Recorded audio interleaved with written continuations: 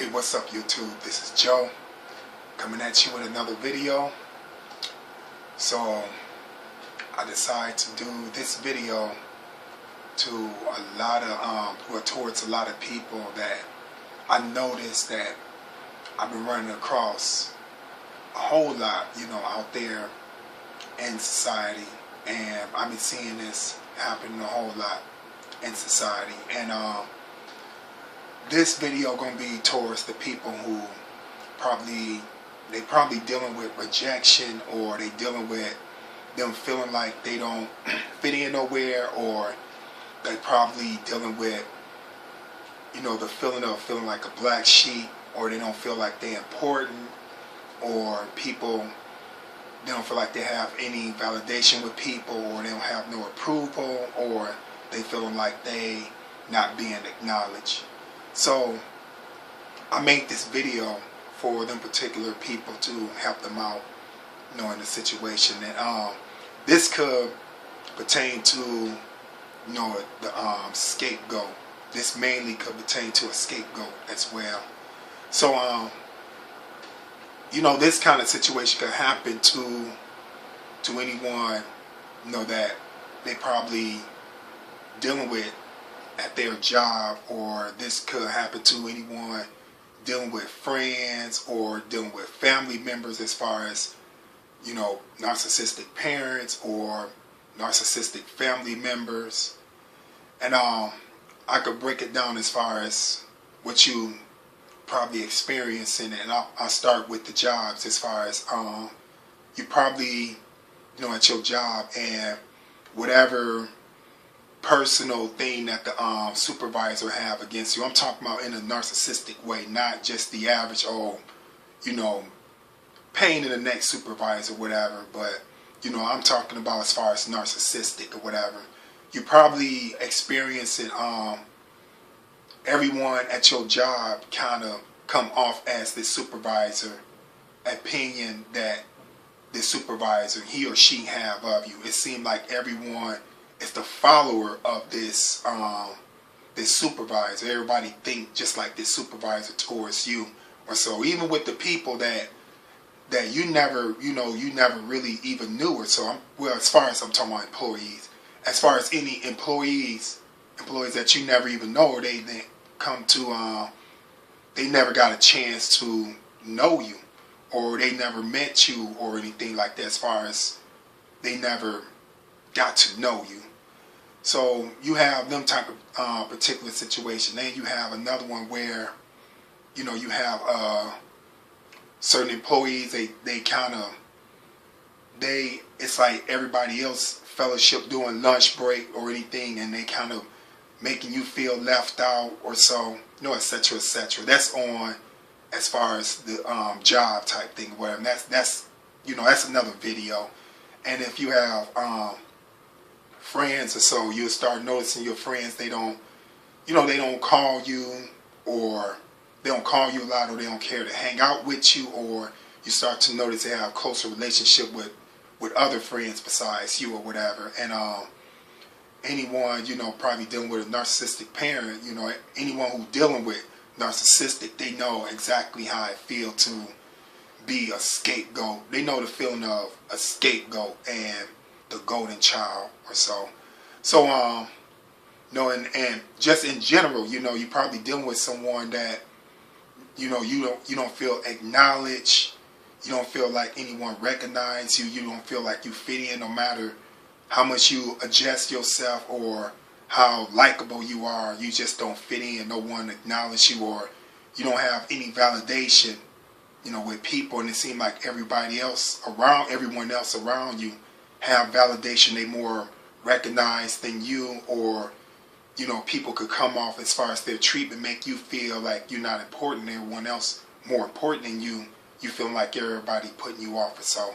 So what I'm going to do in this video, I'm going to kind of break this down. And so I'm going to be mostly speaking to a lot of people out there who who are Christians, who are believers of a high power God, the God in heaven, or so, because I want to break this down on a spiritual note, beyond logic, because it will all make sense if you break this down spiritually on what happening to you and on what what's in store for you, spiritually.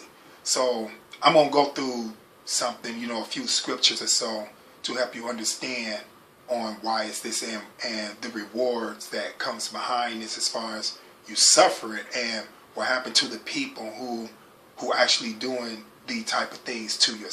So I got a Bible right here. This is actually going to read out of this Matthew 25 verse 31, but I'm going to go down a little further. So hear what it actually say. This is verse 34. It say, then the king will speak to those on his right.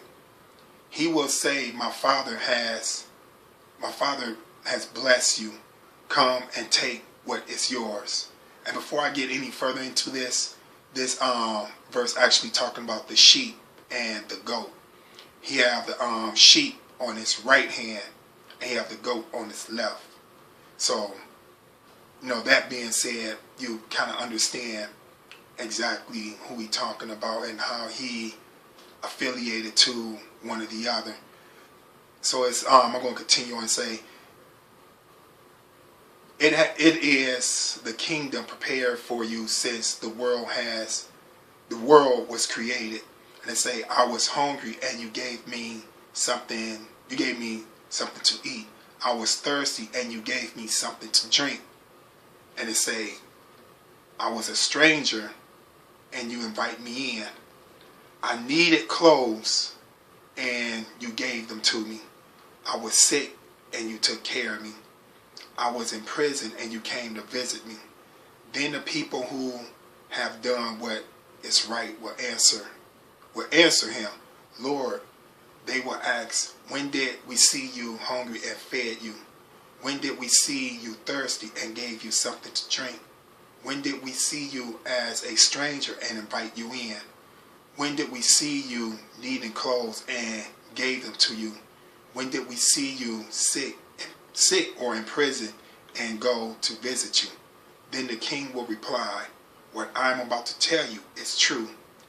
Anything you did for one of the least important. So notice that. He said least important. He said anything you did for the least important of these brothers of mine, you did for me. So let me break this down. And I'm going to explain exactly what that means. He is actually talking about his sheep in his right hand. And the sheep actually represent you in both ways. And basically, all the treatment, everything that everyone had done, to you, they done to Jesus. And Jesus is actually looking at that. So I'm going to break this down as far as, everyone that had treated you right, everyone had did right by you, everyone had recognized you, treat you fairly, they done to Jesus. So that, he reward those who had done that for you. And not only that, as far as you being an empath, as far as you having compassion, and you see people that need help, or people in your situation, people you acknowledge, God had blessed you. See, in this situation, you represent the sheep, so it go both ways. So people who treat you right, God bless them, and people that you treat right, God bless you in the same matter. So that being said, now we're about to explain as far as the goat. And these is the people that actually, the ones that they treat you like you're not good enough, or they too good for you, and all that type of stuff. So here we go. I'm gonna read where it's at, where I left off at. Okay, this is verse 41, chapter 25 of Matthew. So it say, then he will say to those on his left, you are cursed. Go away from me into the fire that burns forever. It has been prepared for you, for the devil and his angels. I was hungry, but you gave me nothing to eat. I was thirsty, but you gave me nothing to drink. I was a stranger, but you did not invite me in. I needed clothes, but you did not give me any. I was sick and in prison, but you did not take care of me. They will also answer, Lord, when did we see you hungry or thirsty and not help you? When did we see you as a stranger or needing clothes or sick or in prison and not help you? He will reply, what I'm about to say to you is true. Anything you didn't do for one of the least important of these, you didn't do for me. So understand that. So I'm going to break that one down too. So everyone who treated you the way they had treated you, everyone who actually, didn't come and see you, everyone who didn't, feed you, and this could be literally and at the same time. It could be logically in your situation. All these people who haven't did these things, they had done to Jesus. So he looking at that and he judging them in that matter. So anyone who do these things to you, everybody that's at your job doing what they doing to you, people, even family members. Sometimes, family could be the worst. Sometimes they could be your worst enemies or so. Anyone in your family that does this, any of your friends that does this, God looking at them and he actually, judging them for it, and he punishing them. And even though it say that, you be rewarded in the kingdom, when the kingdom come and these people be cursed, as far as the goats or whatever, as far as them burning in hell or so. This also mean that in the, in the next resurrection, after Revelation where everything come to pass or so, the final judgment days and, yet to come. He also is doing this as in the present time, as in present day, as time go along, in this present time. So God is blessing you and God is rewarding you. And at the same time, he punishing your enemies in a process. And I'm going to explain in ways on how this happened. I'm going to give examples as far as what he do or so. It's just like you have your enemies or whatever, or you have these type of people. What they'll do, I said an example as far as like how he rewards you or so.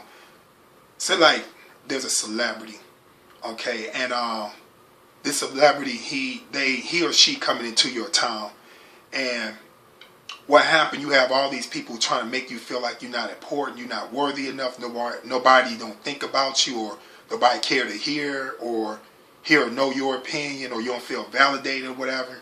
And you have these people come in numbers. So you're the only one who feel like this, while everybody else, they fellowshipping and celebrating. So what happened? Here this celebrity coming to town, and you and these people around the celebrity. What God will end up doing, he'll make this celebrity or whatever recognize you.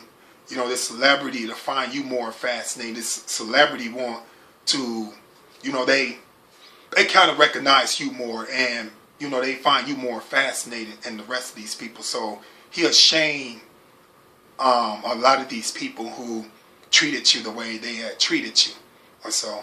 So that's the kind of things that God would do. And what also happened, I'm just going to say a car, for example.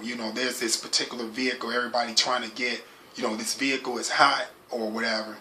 And what happened, these people who try to make you feel like you ain't worthy anything, you'll never mount up to anything, they're the ones who probably end up working hard, get the amount of money or whatever. Remember, I'm just saying this as an example. They will work hard and get the amount of money or whatever to get this vehicle, and there it is, they shining or whatever. So what God will end up doing, he will send you to a special place or point you out into, point you and direct you to a direction or so where you probably end up getting this vehicle probably 3 times cheaper than what these other people had got it for. And what happened, this vehicle so happened to be, a better vehicle, better quality vehicle than theirs, so you got it cheaper. but he'll put the joy in your heart. You know, he'll put the peace, you know, in you, where you know, you're grateful for what you have. You know, you're satisfied for it, you appreciate it more. While these people, they only got the vehicle, whatever, just to, you know, trying to find validation through materialistic things, when you just recognize and you're thankful for it. You know, you got to remember this. It said also in the scripture that, you know, his sheep hear his voice, his sheep know him. So when God bless you, you know it's a blessing. The other people, they overlook that, they ungrateful. So God paying attention to that. So, you know, he watching over you. You know, you his people. You know, Jesus is in you. Jesus is watching you. He taking care of you more than what you think. So, you know, keep that in mind as far as you know, as far as these people giving you this type of treatment or so. And most of the time, these people, they know your value. They see what you're about. They just don't want to acknowledge it, you know, because they know you're going to have a spotlight, and they don't want you to have the spotlight. So they feel like they the one who got to have all the spotlight. You know, it's all about self. That's, you know, the narcissistic attitude or so. So God see this, and, you know, most of the time what happened, how the situation always end up, you're the one who taking a higher position than them. Sometimes God will take from them and give to you. And, you know, whether these people like it or not, they got to acknowledge that. You know, that you have the higher authority and have the higher power, which you already have that. You know, Jesus said that he give you power over these type of people. You know, they did the same thing to Jesus when he was here. So, you know, he passed all this on to you, so you'll be recognized. It's just, you know, the enemy don't want you to know that.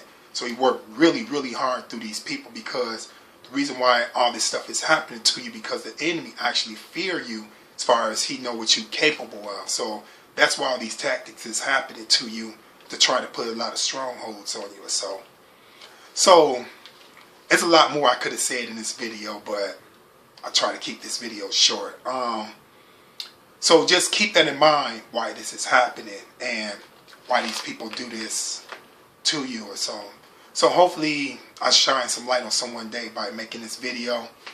So I will be making a video next time, people, and have a good one out there. Take care.